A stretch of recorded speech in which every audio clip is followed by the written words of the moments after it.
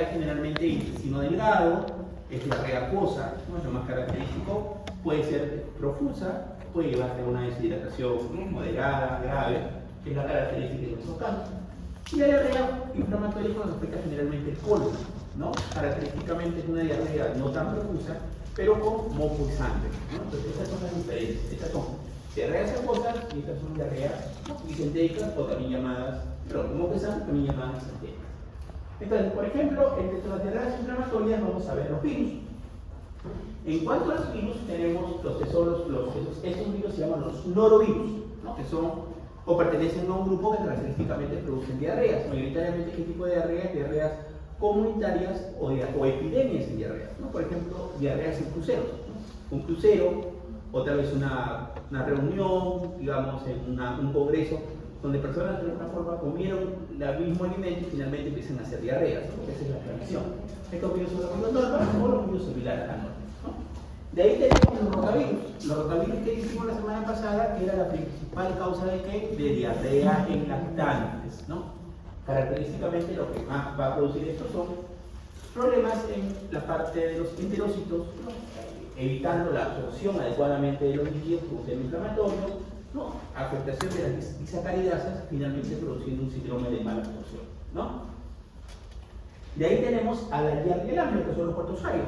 La diarrea lámprea, ya dijimos también en gastro, que producía dos cuadros clínicos, ¿no?, que son el síndrome de mala absorción, ¿no?, y también el síndrome pseudoulceroso. En cuanto a la diarrea lámprea produce síndrome de mala absorción porque la diarrea le gusta estar en el intestino delgado, en el duodeno, es que se absorbe el hierro, se absorbe el calcio, ¿no?, se absorbe el ácido fólico, ¿no? Entonces, de alguna forma va a haber no solamente un tema de diarrea, sino un síndrome de mala absorción, diarrea crónica puede haber, y un síndrome de mala absorción.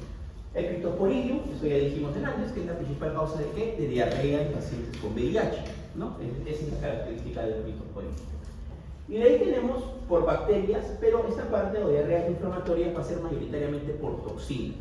Por ejemplo, por enterotoxinas formadas. ¿Esa cuál es? El estafilococo aureus, ¿no? Esta tiene dos enzimas, la termoestable y la termolábil, que generalmente lo que van a producir es el estafilococo va a producir estas toxinas preformadas generalmente en alimentos ricos en azúcar. Mayoritariamente, ¿cuáles son estos? Por ejemplo, todo lo que es panadería, ¿no?, pasteles, tortas, la parte de leche, ¿no?, que puede de alguna forma crecer estas toxinas y producir mayoritariamente un cuadro de ¿qué? Náuseas, vómitos, diarreas, pero sin fiebre. ¿Qué otra característica? Que se autolimitan. ¿Cuál es el tratamiento en este caso? Así como los virus, el tratamiento en este caso por estafilococo aureus es un tratamiento sintomático, ¿no? Tratar la fiebre, tratar las náuseas y tratar el paciente, ¿no? No necesitamos antibióticos. Me cabe acá sí. ¿Diarrea que le damos? ¿Cuál es la reacción en la diarrea? ¿Cuál? No, metronidazol. ¿El criptosporidium? ¿Cuál es el tratamiento de elección? ¿Cuál? La acitromicina. De ahí tenemos el Bacillus cereus. El Bacillus cereus está relacionado, ustedes lo van a ver en sus libros que dice, con el arroz frito. El arroz frito nosotros no lo comemos porque no somos ni japoneses ni chinos, pero sí comemos algo, que es el arroz chaufa. El arroz chaufa es eso. Probablemente ustedes han preparado arroz chaufa. ¿Qué dice su mamá? ¿Has preparado arroz? ¿Qué voy a hacer? Arroz chaufa. Entonces, generalmente, ¿qué va a pasar? El estafilococo, perdón, la toxina del Bacillus cereus va a crecer en este arroz de alguna forma que ya lo hemos preparado con anterioridad, la persona lo va a consumir y que va a producir diarrea, ¿no? También diarrea, puede ser. A diferencia de estafilococo que se produce vómitos y diarrea, este produce más vómitos que diarrea, el Bacillus cereus produce más diarrea que vómitos. Y de ahí tenemos el Clostridium perfringens. El Clostridium perfringens dijimos que, también cuando hemos hablado del Clostridium perfringens, dijimos que producía una patología bastante grave. ¿Qué era cuál dijimos? ¿Cómo se llama? Gangrena gaseosa. Muy bien. Eso es lo que produce. Pero también dijimos que podía tener toxinas que producían diarrea. Y eso está relacionado a ¿qué? A carne mal cocida. Mayoritariamente, ¿qué tipo de carne? Carne roja de vacuno. Carne de res. Por ejemplo, me voy a comer una parrilla y hago una diarrea, pues sale ¿qué? El Clostridium perfringens, ¿no? Porque eso es lo que produce. Entonces, acá el tratamiento, ¿cómo es? Sintomático, porque son por toxinas. De ahí tenemos la producción de enterotoxinas, ¿no? Estas son preformadas. ¿Qué significa preformadas? Que antes de que ingresen a nuestro cuerpo ya está la toxina. En cambio, hay toxinas que van a ser formadas dentro del intestino. ¿Cuáles son estas? La E. coli enterotoxigénica. La E. coli enterotoxigénica que dijimos que era la principal causa de ¿qué? De diarrea del viajero. Caso clínico. Persona que viene de Estados Unidos, persona que viene de Europa, persona que viene y va a algún país, ¿no? Subdesarrollado o en vías de desarrollo, y que es un cuadro de diarrea, ¿qué voy a pensar? ¿En qué? Diarrea del viajero. ¿Quién lo produce? La E. coli enterotoxigénica. ¿Cómo la trata? Sintomático, es toxina. Algunas guías o revisiones le van a decir que se puede dar bismutol. El bismutol que es, de alguna forma, tiene un efecto antibacteriano, pero mayoritariamente tiene un efecto de protección gástrica. Para eso utilizamos el bismutol, ¿ya? Y por último, el bibliocoleraje, que este sí, de todas las toxinas, es la más grande. ¿Por qué? Porque esta toxina lo que va a hacer es en el intestino va a aumentar el AMP cíclico, el GMP cíclico y el AMP cíclico, y esta elevación en el enterocito, ¿qué va a hacer? Que no se reabsorba adecuadamente el agua, el sodio, y se elimine cloro y sodio. Por lo tanto, que va a producir un síndrome de mala absorción, pero profuso, ¿no? Es una diarrea profusa. Es decir, de todas las diarreas, ¿cuál es la que te puede llevar a un shock hipovolémico rápidamente? Es el cólera, ¿no? El cólera. Por ejemplo, esta sí tiene tratamiento. Esto que se le da tetraciclinas. Pero ¿cuál es el tratamiento de este cuadro? Si quieran, ¿cuál es la medida inicial más importante en una diarrea por Vibrio cholerae? Es la hidratación, ¿no? Después ya viene el tema del antibiótico, ¿no? Porque finalmente esos pacientes se mueren de la deshidratación severa, ¿no? que hace finalmente de un shock hipovolémico y empiezan a fallar los órganos. Claro, es una deshidratación severa, generalmente con lactato Ringer o cloruro de sodio endovenoso. Si es una hidratación leve, moderada, ¿con qué? Generalmente con sal de hidratación oral, ¿no? Eso es lo que se utiliza o se debe utilizar formalmente, pero ustedes también hay productos médicos, ¿no? Probablemente ustedes lo conozcan, el Frutiflex, ¿no? Que tienen la misma cantidad. El componente ahí es importante: cuánta cantidad de glucosa, cuánta cantidad de sodio, cuánta cantidad de agua tiene. Finalmente, ¿por qué? Porque para la absorción finalmente de agua en el intestino es muy importante la cantidad de sodio y glucosa. Se ayuda eso para absorber la cantidad de agua. Entonces, por eso es importante la cantidad de sodio y agua. De ahí tenemos citomegalovirus, esto es VIH. En cabo estolítica, ¿esto que va a producir? Dijimos úlceras, ¿no? De colon, ¿no? ¿De qué produce esto? Diarrea disentérica. ¿Factor de riesgo? ¿Cuál es? Contacto con chanchos, de la etamohistolítica. Esto produce úlceras, produce diarrea disentérica. ¿Y cuál es lo grave? Que la introducción estolítica por esas úlceras puede pasar hacia el torrente sanguíneo e irse al hígado, irse al pulmón o al cerebro y producir los famosos amiobomas. De ahí tenemos producción de citotoxinas. Es decir, citotoxinas, ¿cuál es la diferencia entre una enterotoxina y una citotoxina? Que la enterotoxina lo que va a hacer mayoritariamente es afectar la absorción de agua y sodio. En cambio, la citotoxina, ¿qué va a producir? Lesión o toxicidad o muerte del enterocito. Esa es la diferencia. Entonces, ahí que tenemos la E. coli enterohemorrágica o 157H5. Esto que produce característicamente una diarrea de tipo disentérica. ¿Con qué está asociado? Con un síndrome que puede estar mayormente en niños, se llama el síndrome urémico hemolítico. Eso probablemente ustedes lo han visto en hematología o también en nefrología, que son las microangiopatía. Y como ese síndrome urémico hemolítico, ¿qué va a tener este niño? Va a tener elevación de urea y creatinina, va a tener anemia hemolítica y plaquetopenia. Esa es la característica. ¿Es un cuadro grave? Sí, claramente se autolimita. Es decir, no es un cuadro, digamos, con alta mortalidad, ¿no? Pero sí hay que monitorizar algunos que quedan diarios. Vibrio paralítico, generalmente cuando se consume pescado o agua no adecuadamente, es muy raro.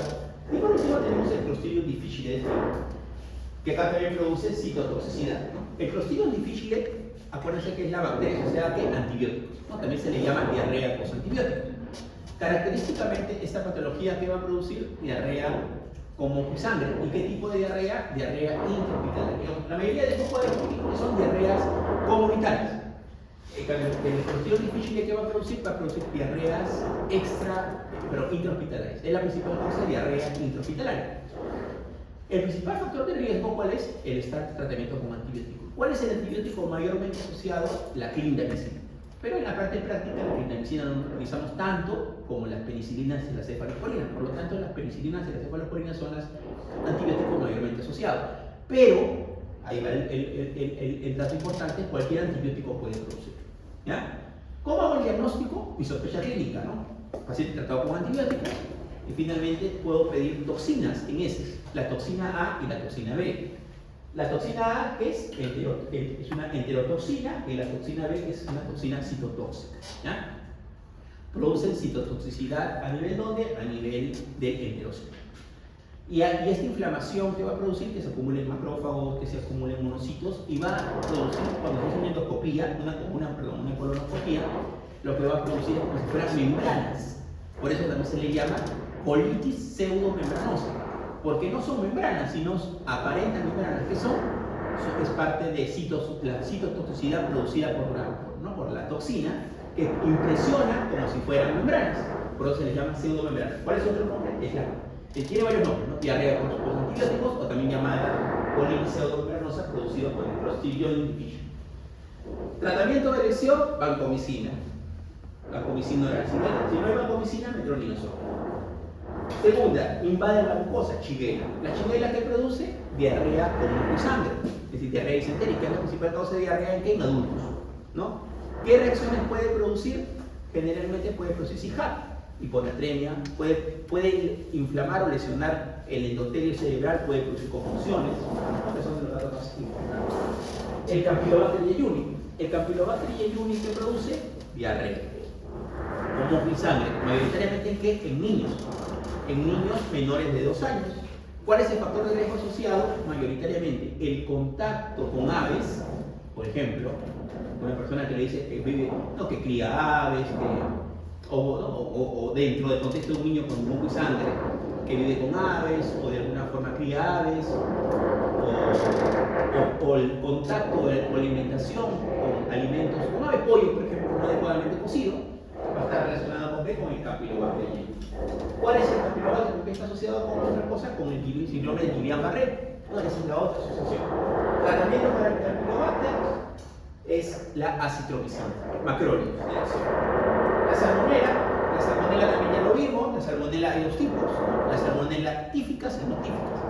Las que te producen diarrea, la típica también puede producir diarrea, pero no es el cuadro clínico más importante, es la fiebre, por ejemplo.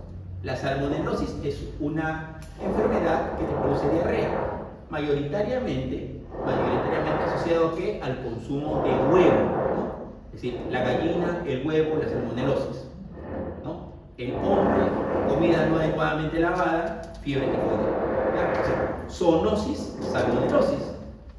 Fiebre tifoidea es una enfermedad que solamente es transmitida entre humanos. ¿Ya?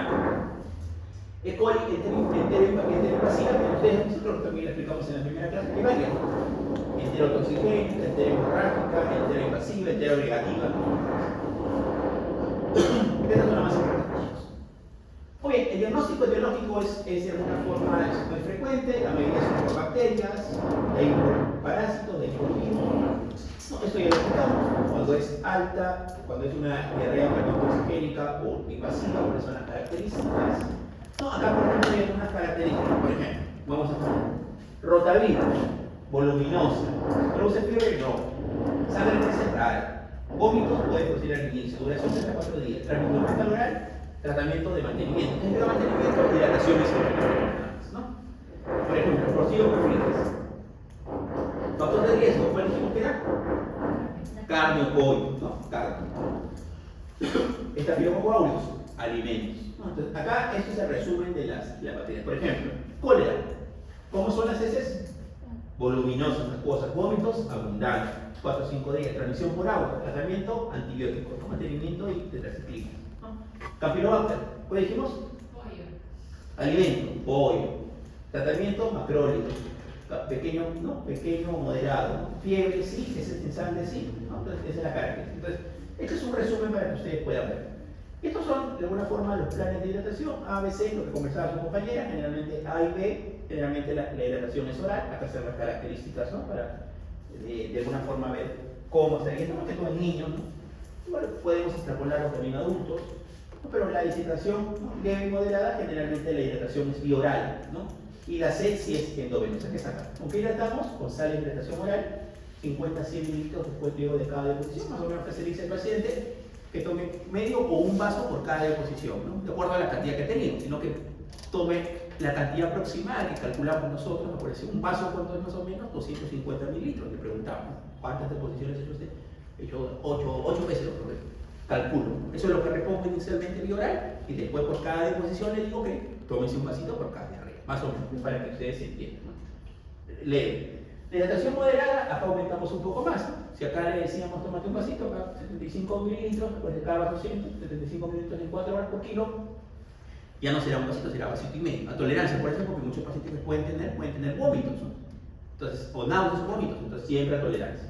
Y finalmente, si es deshidratación grave, como su compañera decíamos, que podemos utilizar acá lactato Ringer o cloruro de sodio, ¿no? Que son el tratamiento, acá sí es endovenoso, acá sí es endovenoso. Ya esta es la parte, acá la operamida se puede utilizar en diarreas acuosas, nunca en diarreas disentéricas, porque puede empeorar el cuadro disentérico, producir el megacolon tóxico, que eso lo vimos, acuérdense, en gases. ¿Ya? Estos son los tratamientos ideales. Acá, por ejemplo, en Chamueva, metronidazol, en E. coli, salmonella shigella, ¿no? Ciprofloxacino, hay resistencia a ciprofloxacino, podemos utilizar cotemuzazol, o en su defecto un macrólido, la citromicina, ¿no? El Campylobacter jejuni, macrólidos, ¿no? El virus coleral, lo que decíamos, tetraciklina, cocino difficile y vancomicina, ¿no? Que son los tratamientos de elección, digamos, para este cuadro. ¿Ya? Muy bien, entonces esto es diarrea. Y diarrea que tienen que recordar son los cuadros clínicos, chicos. Es decir, digamos, ¿toda diarrea es igual? No. Es decir, siempre hay que ver el factor de riesgo y hay que ver, por ejemplo, si yo tengo un paciente que tiene clindamicina, no voy a pensar que viene con diarrea, con moco y sangre, ¿no? No voy a pensar que es un campylobacter. Puede ser que sí. Pero si te dice, ok, no vive con palomas, o hemos ido a comer un pollito a la brasa y aparentemente el pollo a la brasa parecía que estaba mal, ¿no? Es decir, estaba crudo, ¿no? O fui a comer una parrilla, a mí me gusta comer la parrilla cruda, ¿no? Me gusta el 3/4, ¿no? Y muy cocida, sino con sangre. Hay personas que comen así la parrilla, no me gusta, ¿no? Pero cada uno con su gusto, ¿no? O el dato, por ejemplo, para pensar en cólera, que es diarreas profusas, abundantes, ¿no? Tal vez agua contaminada. Ese es el dato. Ok, acabamos con la última cosa. Ya nos queda. Ok, acá vamos a hacer un pequeño resumen, chicos, antes de empezar. Lo que interesa, chicos, en la parte de meningitis es esto. Lo primero que yo tengo que saber es el tema de edades, ¿ya? Entonces, ¿qué voy a poner? Neonatos, ¿ya? Recién nacidos. Voy a poner desde neonatos hasta los 2 años, de los 2 años hasta los 18, de los 18 hasta los 55 y de los 55 para arriba. ¿Por qué es importante esto, chicos? Porque finalmente las bacterias van a ir cambiando, ¿no? De acuerdo a las manifestaciones que yo pueda tener en una meningitis. Si nosotros recordamos, la principal causa de meningitis no son las bacterias, son los virus, los enterovirus. Los enterovirus que vimos la semana pasada, ¿cuáles eran? Los Coxsackie. El Coxsackie A, el Coxsackie B, ¿no? Que dijimos que producen 2 patologías. Por eso, la pregunta es esa. Coxsackie. La herpangina en humanos, síndrome mano-pie-boca. Son las 2 patologías que producen. Ok, neonatos. ¿Cuáles las 2 bacterias mayormente asociadas? El Streptococcus galactiae, ¿de acuerdo? Y los gram negativos, el E. coli. ¿Ya? Entre los neonatos años, acá puede variar un poquito, sería meningitis, Streptococcus pneumoniae. De 2 a 18, Neisseria meningitis, Streptococcus pneumoniae. De 18 a 55, Streptococcus pneumoniae, Neisseria meningitis, a ver por acá también, Haemophilus influenza, Y en mayores de 55 años, Streptococcus pneumoniae, Listeria monocytogenes y Neisseria meningitis. Entonces, ¿por qué es importante esto, chicos? Porque finalmente, digamos, el esquema que vamos a utilizar de tratamiento va a variar de acuerdo a esto, porque finalmente ustedes se dan cuenta son diferentes bacterias. Dato importante es el gram en un líquido cefalorraquídeo, porque el gram te va a definir. Por ejemplo, el galactiae, ¿qué es? ¿Es gram positivo o gram negativo? Es un poco gram positivo. ¿Sí? ¿Coagulasa positivo o coagulasa negativo? negativo, porque es un efecto común. ¿Estamos de acuerdo? Es decir, eso es lo que tienen que recordar. Entonces, eso es lo que te van a poner en el caso clínico, ¿no? Paciente con cuadro de meningitis, ¿no? Recién nacido con cuadro de meningitis. Se le encuentra coco gram positivo, catalasa negativo. ¿Cuál sería su sospecha clínica? Agalastia. Se le hace una punción lumbar a un recién nacido.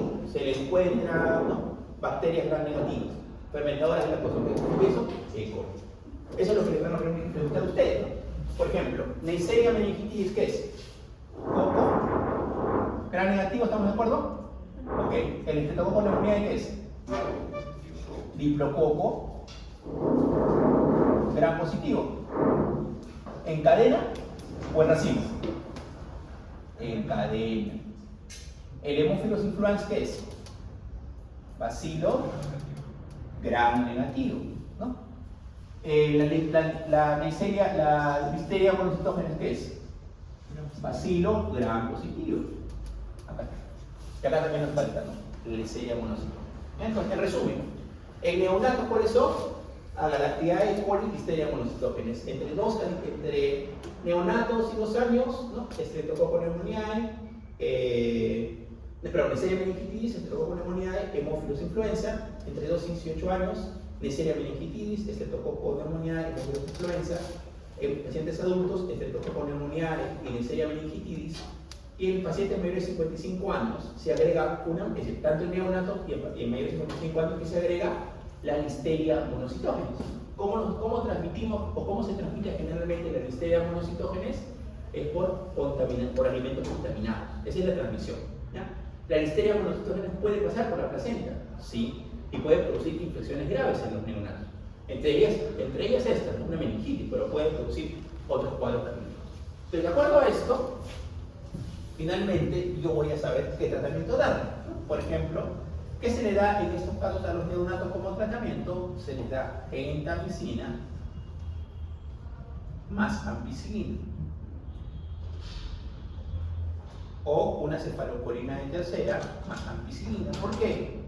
Porque la ampicilina tiene cobertura contra la Listeria monocytogenes y la gentamicina o las cefalosporinas tienen cobertura contra el Agalactiae o el E. coli. En cambio, miren, en todos los demás el tratamiento empírico es único. ¿Cuál es? Es ceftriaxona, que es una cefalosporina de tercera generación. Pero ¿qué pasa? La ceftriaxona te cubre bien estas 3 bacterias, y tiene cobertura contra el meningococo, el Streptococcus pneumoniae y el Haemophilus influenza. Pero ¿qué pasa? De estas 3 bacterias, la que es más destructiva, es decir, la que te produce mayor inflamación y posibilidad de muerte, secuela y muerte, yendo a la tema de la importancia de la muerte, es el Streptococcus pneumoniae. Por lo tanto, ¿qué pasa? En muchas partes del mundo hay resistencia a la ceftriaxona por el Streptococcus pneumoniae. Por lo tanto, se les suma un medicamento para que tengan alguna cobertura o puedan coberturar mejor al Streptococcus resistente a la ceftriaxona. ¿Cuál es este? La vancomicina. Por lo tanto, el tratamiento empírico de un paciente con una meningitis, ¿cuál es? Ceftriaxona con vancomicina. ¿Ya? Por eso, ahí está la explicación. ¿Y por qué? Por el tema de la resistencia. Y a esto generalmente, ¿qué le sumamos? Dexametasona. Siempre corticoide, ¿no? Porque puede producir un edema de tipo citotóxico, ¿no? Entonces necesitamos desinflamar de alguna forma o regular este tema inflamatorio de citoquinas para que se arregle. Ok. Y en los adultos, en pacientes mayores de 55 años, es lo mismo. Ceftriaxona más vancomicina más corticoides. Pero ¿qué pasa? Generalmente acá le tenemos que agregar la ampicilina. ¿Por qué? Porque acá, ¿qué bacteria dijimos que también podía aparecer? ¿Cuál? La Listeria monocytogenes. ¿Y qué antibiótico es ideal para la Listeria monocytogenes? La Listeria monocytogenes es la ampicilina. ¿Sí? Entonces, esos son los esquemas, chicos. Primero, tienen que recordar que da 2 bacterias más frecuentes, 3 esquemas antibióticos, ¿no? Acuérdense, ¿esto qué es? Son esquemas antibióticos de inicio, ¿no? Porque finalmente, ¿qué puedo hacer yo? Tomarle un grano. No, hacer un grano cultivo. Y ahí sí va a variar. Por ejemplo, si a mí me dijeran que son pocos gram negativos, ¿cuál sería el tratamiento de lesión? Pocos gram negativos. ¿Sería vancomicina? No, es estraxón. Si me dicen que todavía no tengo el cultivo, pero me dicen que es un estreptococo neumonial, pero donde vivo o en mi hospital hay alta resistencia a estraxona, ¿cuál sería la elección? Vancomicina. Así. Si me dicen que es un abuelito de 80 años y en el gran le encuentran bacilos gram positivos, ¿cuál sería el tratamiento de elección? No, ampicilina. Ampicilina, porque finalmente la ampicilina tiene cobertura. Ni la estraxona ni la vancomicina tienen cobertura contra el listeria. ¿Ya? Es decir, el tratamiento, este es un tratamiento, digamos, empírico. Pero después el tratamiento de qué se va a basar, si el gram me da un valor, ¿no?, de la detección de la bacteria, y o si ya tengo el cultivo, ¿no? Pues finalmente me sale que es una Neisseria meningitidis y me sale que es sensible a la estraxona, ok, lo dejo con la estraxona nada más. Y con la dexametasona la suspendo. ¿Por qué? Porque la dexametasona solamente le vamos a dar al inicio como tratamiento empírico, o si ya nos sale el cultivo, que es un estreptococo neumonial o un Haemophilus influenzae. Pero ¿qué pasa? Los tres tipos de bacterias que mayormente producen meningitis tienen vacuna. Es decir, ¿hay vacuna para el estreptococo neumonial? Sí. ¿Hay vacuna para la meningitis? Sí. ¿Hay vacuna para el Haemophilus influenzae? Sí. Pero ¿qué pasa? El Haemophilus influenzae ya tiene la parte de vacunación, ya lo tenemos hace muchos años. En cambio, el estreptococo neumonial y la Neisseria meningitidis recién, más el estreptococo neumonial recién se ha implementado el programa de vacunación, y la Neisseria meningitidis solo es particular. Entonces todavía no hay una cobertura buena. En cambio, el Haemophilus influenzae sí, porque finalmente esto, cada vez hay menos patología por Haemophilus influenzae. A ver, ¿qué patologías produce el Haemophilus influenzae? A ver, 4 patologías. ¿Saben por ahí una? Como, a ver, el próximo año vamos a llevar un curso que se llama Seminarios de Básicas Aplicadas a la Clínica Caballo. Ah, no, uno. ¿Pero han convalidado, chicos? Me dijeron que han convalidado varios cursos, ¿no? ¿Ustedes no? ¿Promoción? ¿Alguna convalidado? No. No, porque en la promoción anterior se veían algunos que habían convalidado por eso. Me lleva al seminario 2 y me lleva al seminario 1. Entenderán, si he convalidado seminario 1, seminario 2 no lo tengo que llevar, me va a costar, ¿no? Porque me llevo seminario 1. Pero ustedes vamos a entrar en su compartimiento del ciclo del octavo que vamos a discutir en el décimo. Muy bien, entonces. Pregunto sobre la. ¿De acuerdo? Enfermedades que causan influenza. Ah, claro. ¿Qué patologías están asociadas al Haemophilus influenzae? Es decir, que ya no, como les digo, cada vez hay menos patologías. Por ejemplo, ¿cuál es la meningitis? Neumonía, meningitis, artritis, celulitis y la más grave, la epiglotitis, que la mencionamos en la clase de la primera clase. Pero ¿qué pasa? Cada vez hay menos porque vacuna, ¿no? ¿Qué hace? Lo que se llama, cuando más gente está vacunada, hay menos riesgo de infección. Eso se llama, ¿no?, vacunación o vacunación en rebaño, se le llaman los epidemiólogos. Lo que significa que mientras más personas vacunadas hay menos riesgo de infección, porque finalmente ya no tienen tanta infección. Entonces, ese es el dato importante. Chicos, esto es, de alguna forma, el resumen que de alguna forma se tiene que tener. Ok, ¿qué interesa?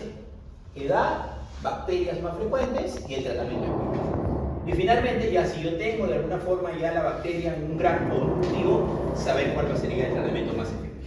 ¿Ya? Hay 3 pisos por lo menos. ¿Cuáles son? Hay 3 pisos por lo menos. Claro. Meningitis es bien preguntado, chicos.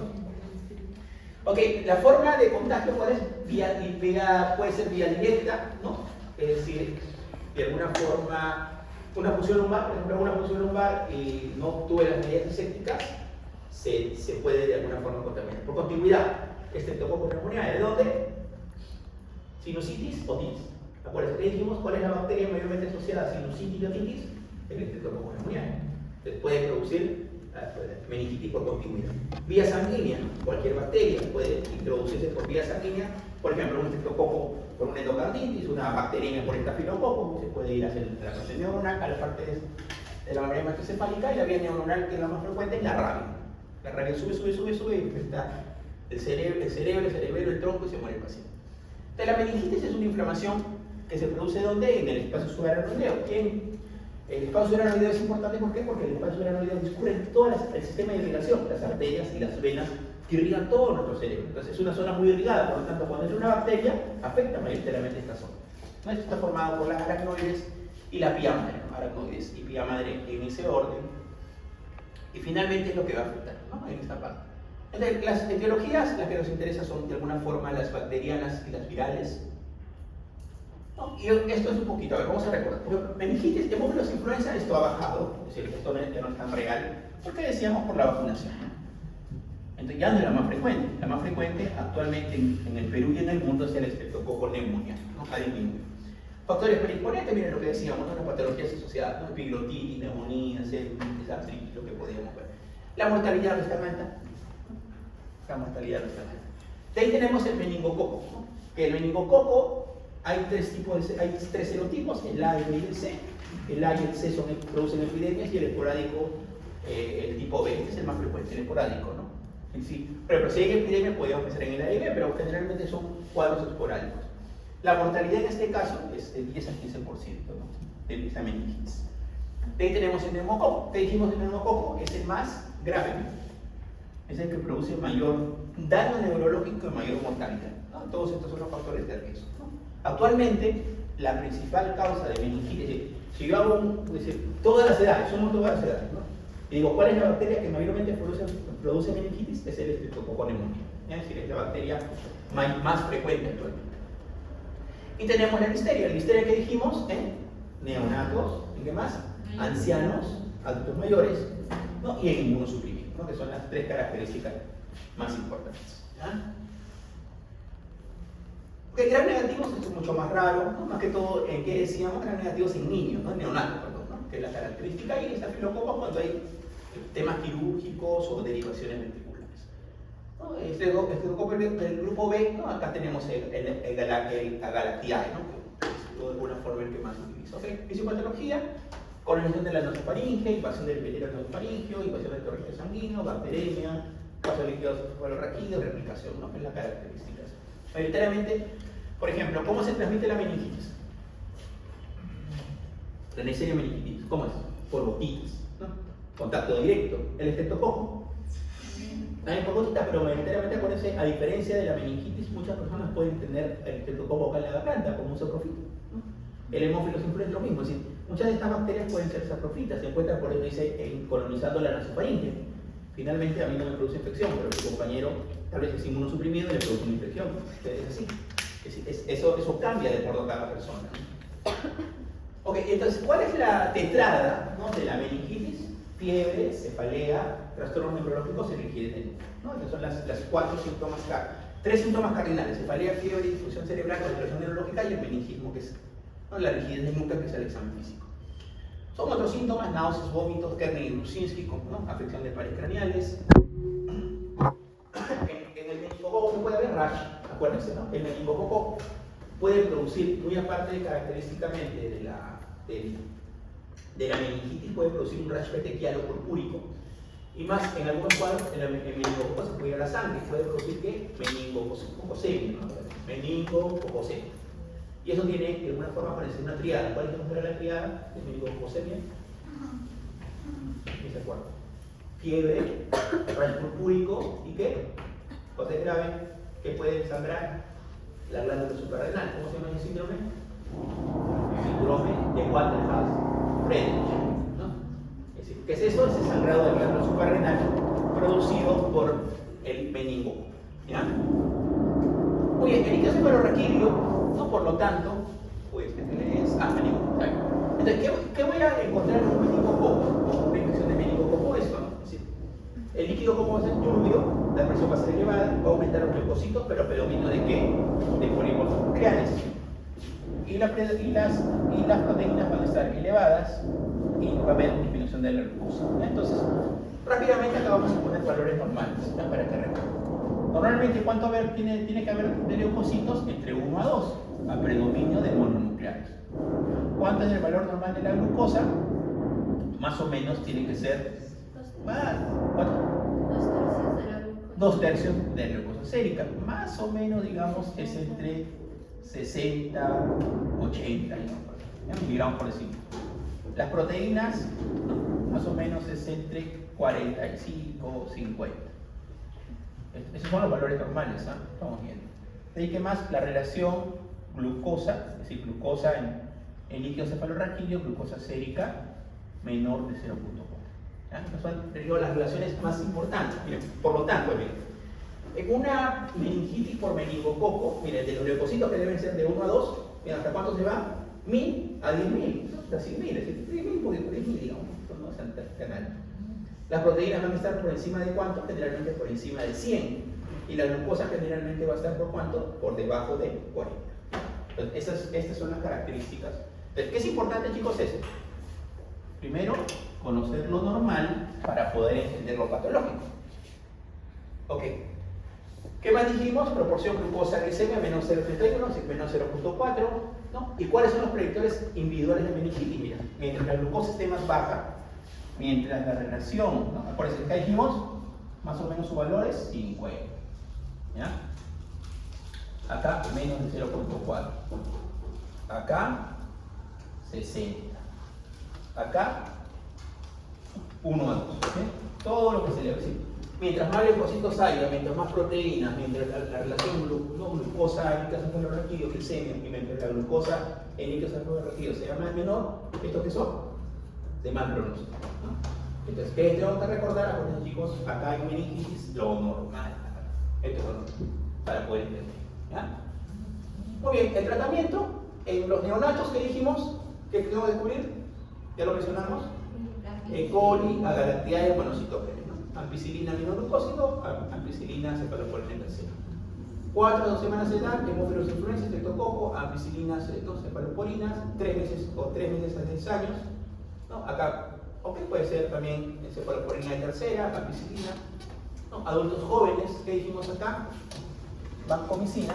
Penicilina G no, porque hay resistencia. ¿Más qué? Más ceftriaxona, ¿no? Por eso es lo que hemos dicho.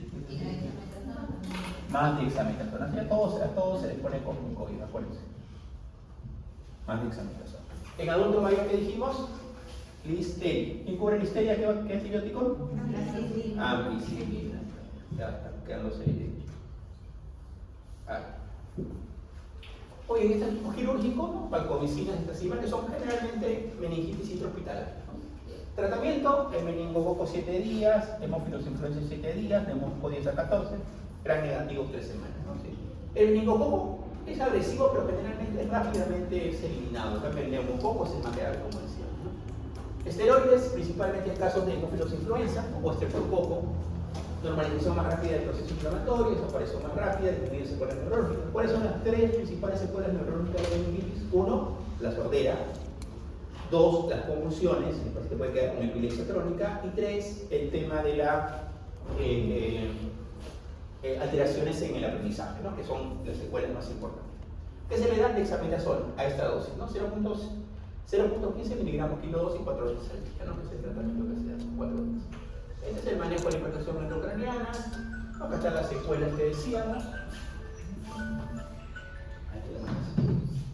Entonces son los gérmenes, pero acá nos quedamos.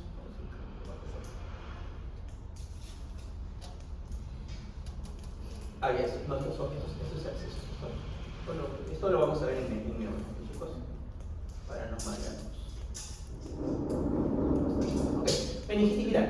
La meningitis viral dijimos que era la principal causa de meningitis. ¿Cuál es la principal causa o qué tipo de virus son los enterovirus? ¿No? Los saques que decíamos la vez pasada. La clínica va a ser muy parecida: fiebre coxsackie, fiebre, cefalea, náuseas, vómitos, rigidez de nuca, que es lo que vemos. La característica, ¿no?, de los enterovirus. Arbovirus, esto es muy raro acá en el Perú, ¿no? Generalmente esto más que todo se ve en la parte de Venezuela, en la parte de Argentina, ¿no? Sarampión, esto puede producir también meningitis virales. Lo que nos interesa en este caso es esto, ¿no? Acá, el líquido. ¿Cómo es el líquido de una meningitis viral? A ver, entonces, la presión es levemente elevada, 10 a 1000 leucocitos, ¿estamos de acuerdo? ¿Sí? ¿Pero predominio de qué? ¿De polimorfos nucleares? No, de mononucleares. ¿Las proteínas están elevadas? Sí, pero generalmente no tan altas como una meningitis bacteriana. ¿Y cómo está la glucosa que dice? Normal, así. A diferencia de la meningitis bacteriana, de la meningitis viral, ¿quién consume glucosa? La bacteriana. Esa es la diferencia más importante. ¿Ya? Muy bien. Entonces nos va a poner EDCR, doctor. Claro, y que fue lo requirió. No propiamente así, pero tiene que saber de alguna forma cuáles son las principales diferencias entre cada uno. Bacteriana viral, y la otra, ¿cuál es? Acá. La TB, ¿cuál es la diferencia? La TB es una bacteria, ¿estamos de acuerdo? Ok, va a producir como una bacteriana. ¿Cuál es la diferencia? Que en este caso no van a elevarse los polímeros nucleares, sino los mononucleares. ¿Por qué? Porque es una infección subaguda.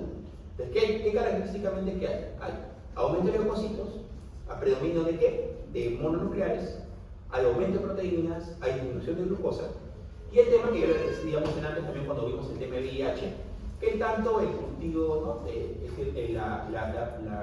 La prueba o el VAR, o la búsqueda de coloración de Chin-Nielsen, y el cultivo de Lawrence Jensen generalmente son negativos porque no hay crecimiento. Entonces se hacen pruebas moleculares. Antes el famoso Kinesper, que es el tratamiento de elección. Pero igual, que tienen que hacer la parte del tratamiento. ¿Cuál es el tratamiento de la tuberculosis meningoencefálica? También hemos dicho antes, es isoniazida, rifamicina, piracinamida, etranutol, con corticoides por ¿cuánto? Por un año. Ese es el tratamiento que nos recomienda el MINSA. También dado por el Ministerio de Salud. Bueno chicos, eso nada más, lo demás sí, ya lo vamos a ver en neurología. ¿Ya? Entonces, meningitis que tienen que saber, el cuadro resumen, ¿no? Bacterias más frecuentes por edades, tratamientos empíricos, ¿no? Saber mínimo chicos, cuál es la característica, si es un bacilo, es un coco, es gran positivo o gran negativo, porque así es como les preguntan en los exámenes. ¿Sí? Les pone el coco gran negativo, ¿cuál sería el tratamiento de elección? Algo gran negativo en una persona de 16 años que tiene rash petequial. Ceftriaxona. ¿Cuál sería la bacteria asociada ahí? Neisseria meningitis, ¿sí o no? Así es. Un neonato que te dicen que le han encontrado un gran positivo, un poco gran positivo, ¿qué bacteria pensaría? Agalactidae. Muy bien. ¿Cuál sería el tratamiento de elección? Una cefalosporina probablemente de tercera, no, o ampicilina, tal vez se les podría coberturar. Si te dicen que es un adulto mayor de 80 años con meningitis, que le encuentran un bacilo gran positivo, ¿cuál sería la bacteria? Listeria monocytógena. ¿Cuál sería el tratamiento de elección? Ampicilina. Las fijas. No las pasen chicos para... Eso las fijas son para ustedes, ¿sabes? Voy a decir, le pasan a sus compañeros. Son 45, miren cuántos hay. 2, 5, 8. No llegan ni a 15. Que ustedes graban y después le pasan la clase a sus compañeros, ¿qué va a pasar? ¿Quién se perjudicando? Ustedes si cumplen, vienen temprano, están estudiando, pues como que son responsables. Más si 2 sus normas, probablemente la gran mayoría está aprobando los exámenes. Pero sus compañeros no vienen y no quieren aprobar. Claro, alguien que haya tenido alguna emergencia, que es lo normal, ¿no? Pero si no voy a venir, ya depende de ustedes. Doctores, ¿qué temas vienen en A ver, examen? ¿cómo En se clases. acaba? Ok, entonces, para infectos, ¿ya? Clase 1, gran positivos entra, gran negativos también. La clase 3, anaerobios no entra, ¿sí? Entra tifoidea, entra brucelosis, ¿estamos de acuerdo? Sí. Entra leptospirosis.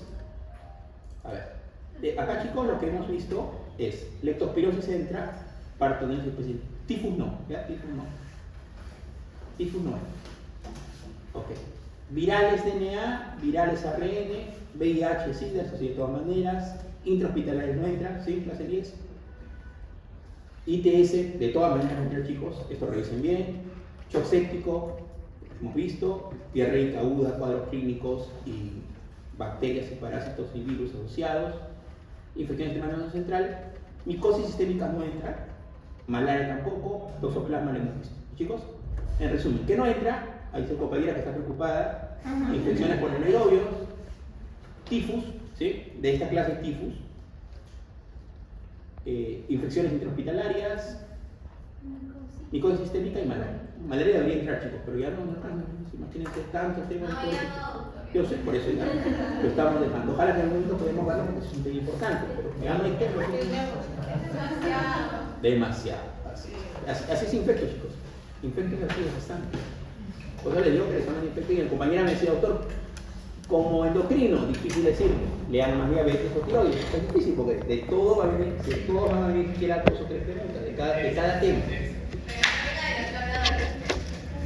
Yo les he puesto hasta los casos clínicos, chicos. Igual, revisen, banqueen. El banquear no es malo. ¿Qué es malo? Aprenderse las preguntas de respuesta del banco. Porque finalmente no viene la respuesta igualita. Pero sí, revisan, por ejemplo, van a revisar temas de meningitis ustedes, quieren revisar un banco de preguntas. Okay, excelente. Pero revisan, ¿cuál es mi clave después de haber estudiado? ¿No? Ok, mi clave es, según la